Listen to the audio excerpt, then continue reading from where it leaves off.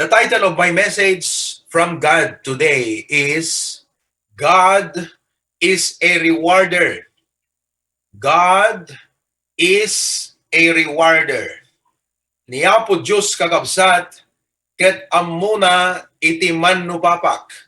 When numang supapak, mangsubad, mangsubalit.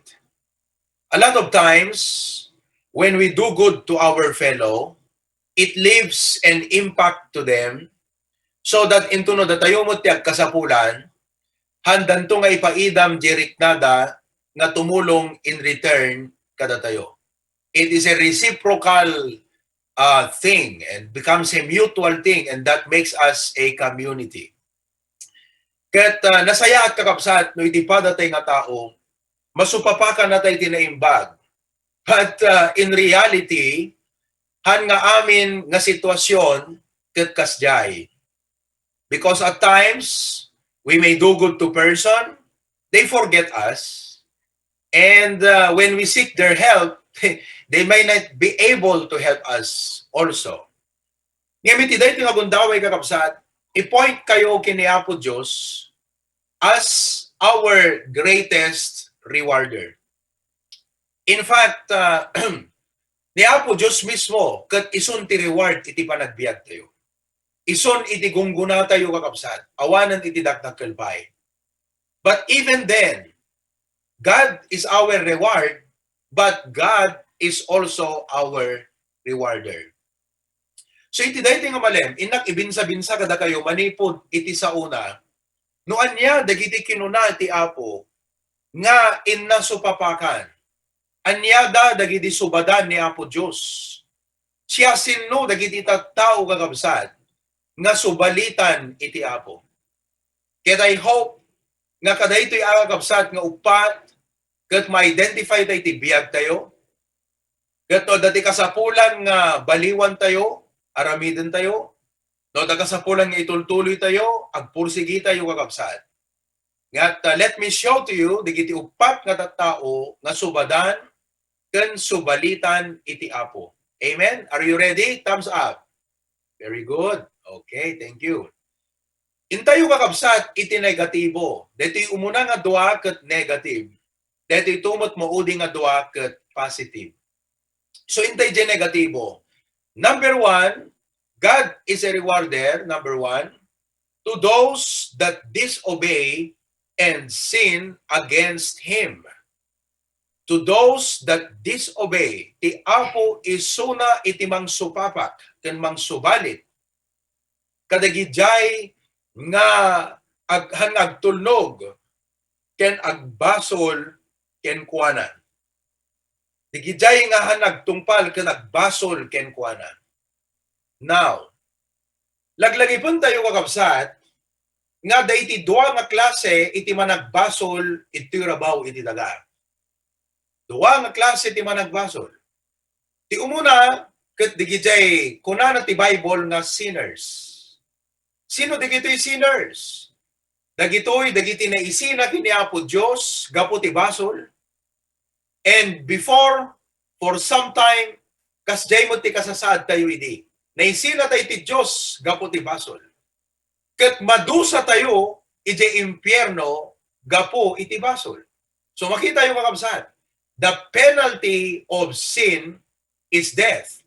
Ket dayti nga patay kakabsat, sanlaan nga physical and spiritual separation, no di ket eternal separation from God. Isu nga no dada kabagyan tayo ken gagayem ken kakadwa tayo di trabaho. Nga ammo tayo nga hanapay nam ammo ni Apo Jesus as their personal Savior. We need to warn them. We need to pray for them. We need to tell them how to know Jesus as their personal Savior.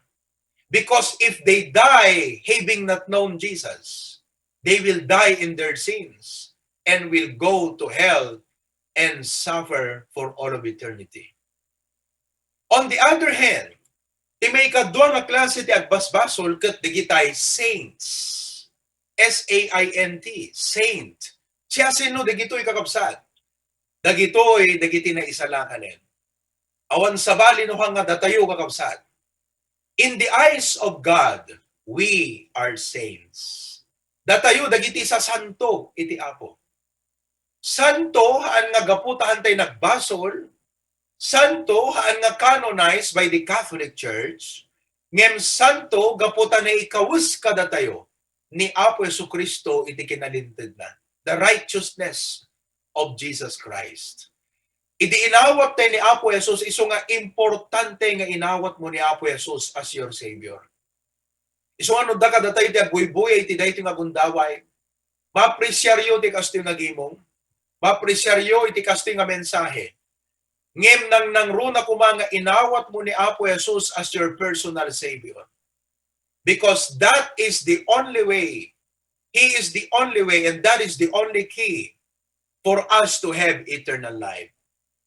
But even then, imawat tayon kini Apo Jesus.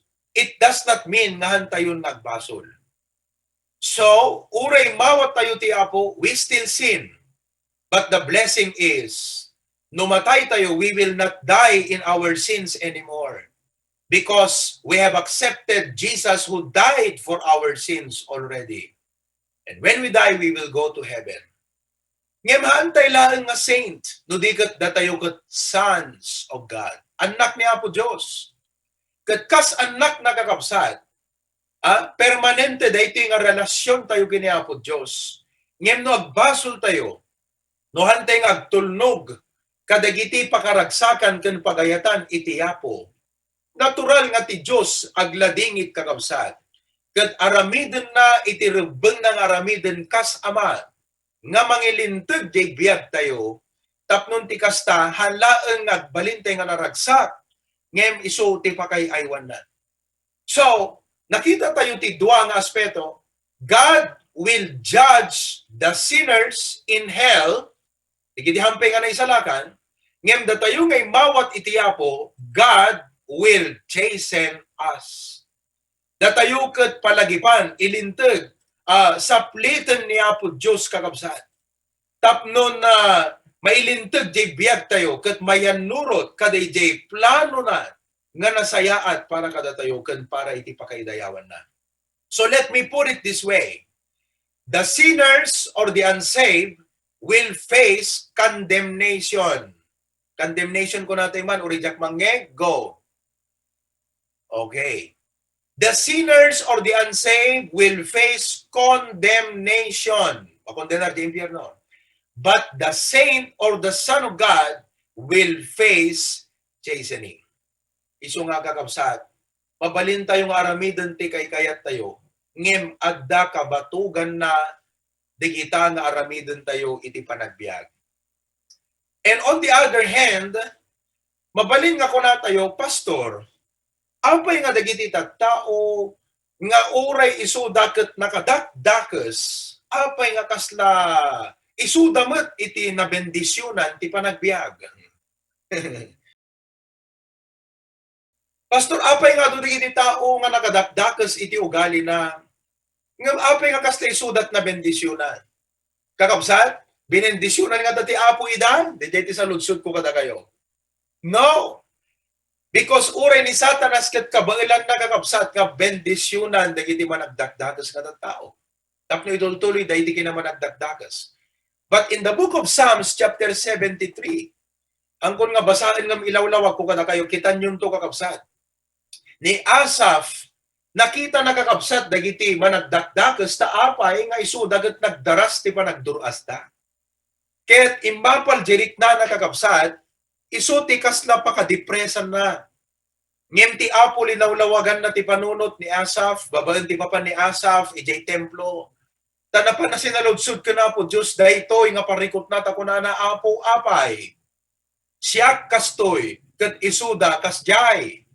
Linawlawagan ni Apo Diyos, isuda ket kunana, o hangga madanagan, tadagiti dalan daket nagalis. Mabalin nga alistuda, ngem no kasanot ka alistuda, kasjay mo ti kalakana nga maitublak da. Kasla ti arig na gagabsat, ipalubos ti Apo nga umangat, digitoy. Tapnon into no itinag ni Apo Diyos ida, napalalon to, iti panakariknada, iti panakaibagsak da gagabsat. Isungahan tayo umapapal kadagiti ungodly. Agbiag tay latang nga nalintag ken nadjusan iti imatang nata ti Dios so papakan na tayo. So nakita yung kakabsat, the sinners will face condemnation, kat datayo nga anak ti Apo will face chastening. Number two, God is a rewarder. Number two, to those that despise and scorn you. To those that despise and scorn you. Dagiti mang lait, ken dagiti mang uyaw, ken ka, laglagipon yung kakabsat, ti Diyos ti mang balos kadakwadan. Hamo kailangan na balsen. Hamo kailangan nga tutupan. Agpakumbaba ka ket tumaray kay tiyapo ko kararag ka. Bayang nga ti Diyos ket iso ti refuge mo. Iso ti redeemer mo. Tati apo kakabsat. Diyos iti pammalos. Alahan ti karkararag nga balsen ti apo ida kakabsat. Ngem iso ti inkarina. Tas kunana diti Romans chapter 12 verses 17 to 21. The Bible says, recompense to no man evil for evil. Hantay kanu nga supapakan, tidakas, itidakas. Napadasan yun kakabsat nga ti tao nagaramidan nakatdakas? Amen? Napadasan nga ti tao kakabsat ket nagaramidan nakatihan nga nasayaat? The Bible says, hamo nga supapakan, ti tao nga dakas, itidakas. Provide things honest in the sight of all men. Agbiag kalata nga nasinaw ti imatang ti aming nga tao. Verse 18. If it be possible, no mabalbalin as much as lieth in you. Live peaceably with all men. Makikapya ka iti aming nga tao. Hantayo nga makiringringgur ken makiapa kakabsat. Datayo dagiti peacemakers. We make peace with people. Santay nga rubruban dagiti nasayaat nga relasyon. Verse 19, deto, dearly beloved, ay ayatek nga kakabsat. Avenge not yourselves. Saan you nga kaslang ikalintagan ko na sa Ilocano, do not hanga si katagbalas, but rather give place unto wrath. The word give place unto wrath means wayaam, hamo nga ikan iti lugar na ijay puso, iwaksim iti pungtot gura. Amen. Adaka di tao nga kagurgura yung kakabsat. Kuna ni Sister Luisa, amen. Adan sa kagurgura ni Sister Luisa nga taoan. Adaka di kasursurun yung nga tao kakabsat.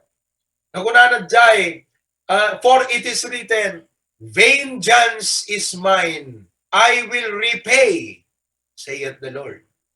Kwak ti pamalas, supapakak kuna ni Apo Diyos. Iso nga kakabsat. Nakalawlawag deta. No, tao nga mga perperdiging ka, manglalait king ka, ipasa Diyos mo yan, tabay am nga ti, ima ti Apo, isut aggunay kadakwada. Recently kakabsat, kuna ni Pastor Charwin, di Pastor tay Jay Lawag. Ijay lugar na ngamin, Jay Ilocos Sur kakabsat.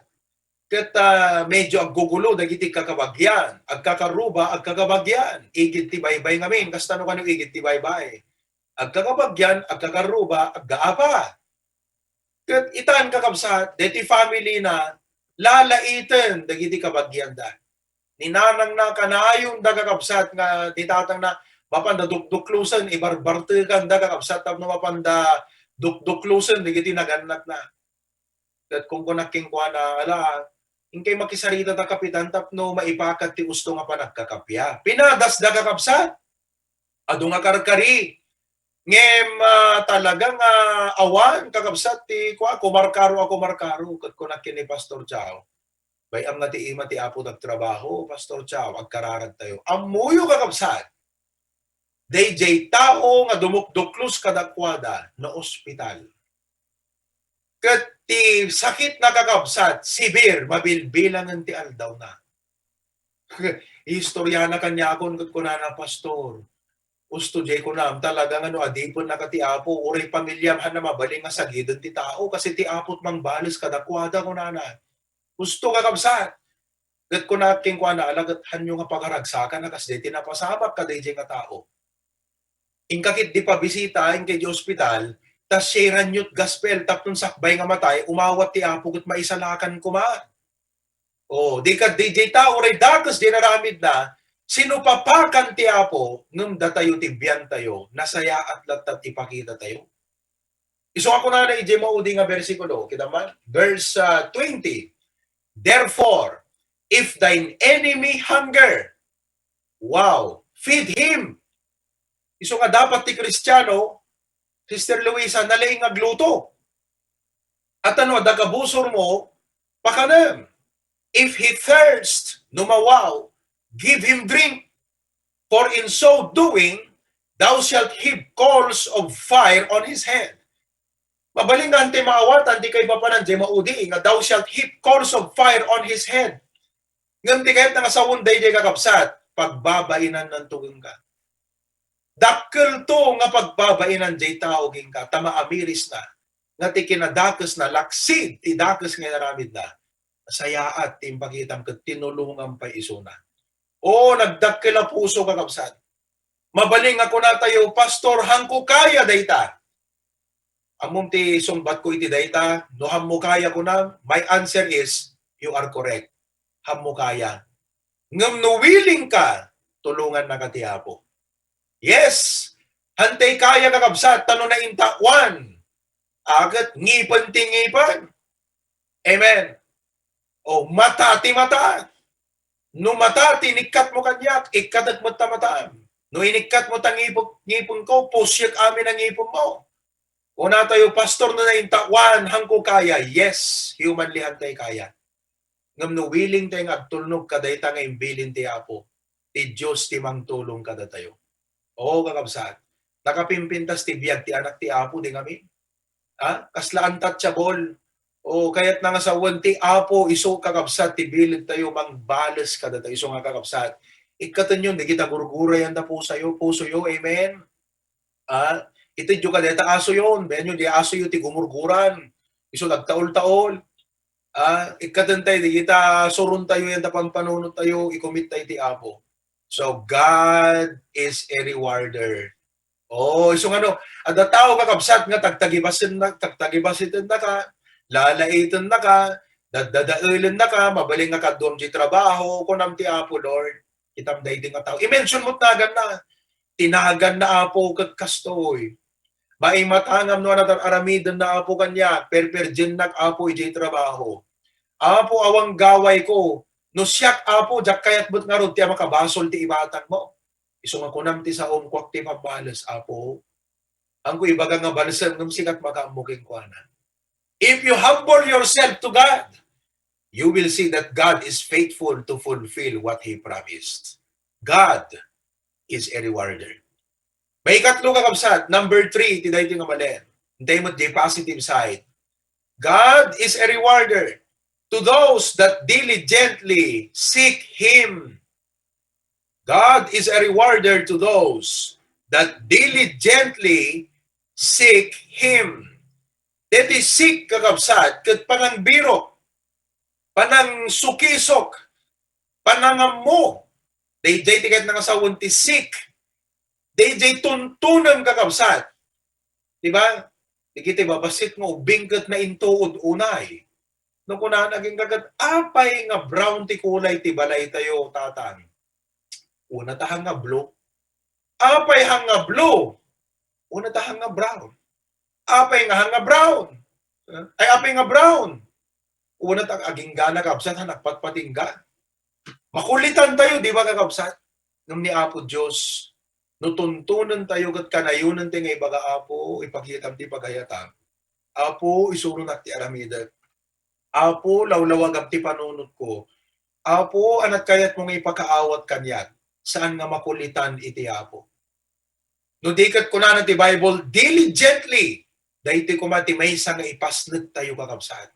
Ipanang sapol iti Apo.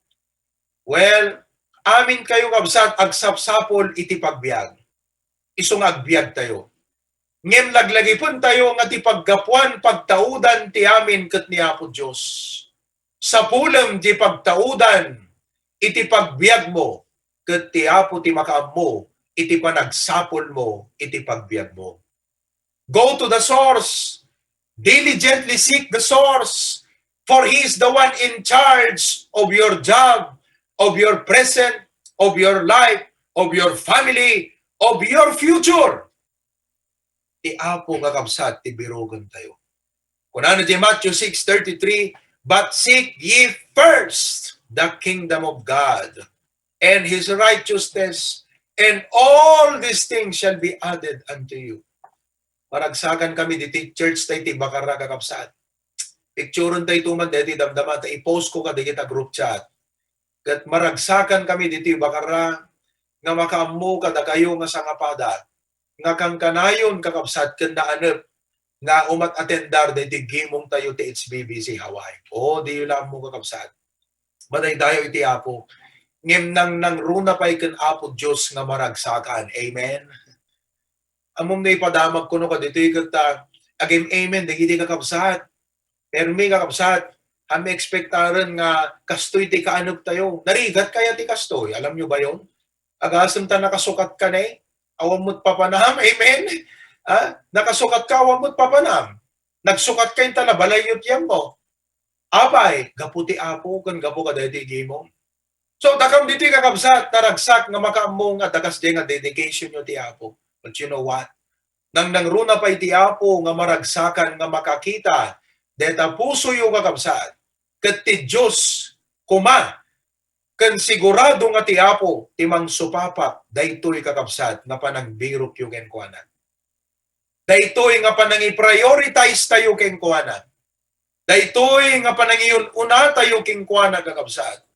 God is a rewarder. Kita nyo di ko na di Hebrews 11:6. Hebrews 11:6. The Bible says, but without faith, it is impossible to please Him.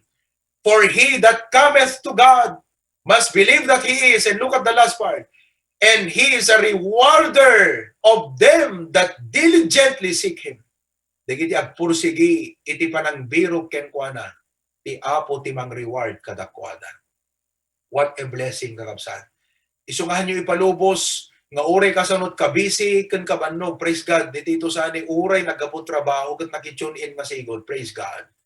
Kakabsat handi palubos nga palamiisan na tayo no gumaaw tayo digiti nga commitment tayo because ti Apo makita na kakabsat nga no di kastoy nga Domingo. Umay tayo nagigimong ket ito'y kakabsat nga ubag agaw ti nga karkararag ti Apo. Ito nga mga gantay digiti sasaw ti Apo, and you know. Nya nga tan nga ragsak ti Apo nga kunana kita man digiti nga anak ko. Uray ka sa no bannog da. Uray ka sa no kaadto trabaho da. Siya pelang ti yun unada. Imagine that kakabsat. Di ba no kas pagregan si kangananan? Di di anak mo regaluan na ka. Uray kayang nga gatangan din regalo na king kakabsat. Hamu magatadan di generik nang nga imparit na naging kangayat. Di nga ming kakabsat? Kabang ilam eh. No kung uray lang tin regalo na kumaking kakabsat ket panyo. Di ba? Nga ginatang na dita bangketa, tayo sumuti kaya na lang kakabsat, di pa kay batugang kortana. Binungon na supot. Kat kuna naging ka nanang happy birthday. Oh, kakabsat. Kaya nga gatangan, tinapimpintas pa tay karuso. Amen. Kaya nga gatangan, tinapimpintas pa nga panyo ng jainted na. Ngam saan mo nga magatadan, DJ ayat ngayon parit na naging ka.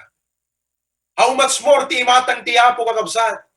Nga makita na, nga datayo nga anak na, iyon una tayo isuna, anyan nga panakaiayo ti Apo kakabsat. Anyan nga panakaragsak iti Apo. Kat saan nga di main sa saan. Nga ti Apo kat supapakan na tayo kakabsat. Itiin tayo panang birok. Panang iyon una king kuana, kat panagserbi king kuana. Kat amuyo, isuro tayo kumada, ito'y kadigitian anak tayo.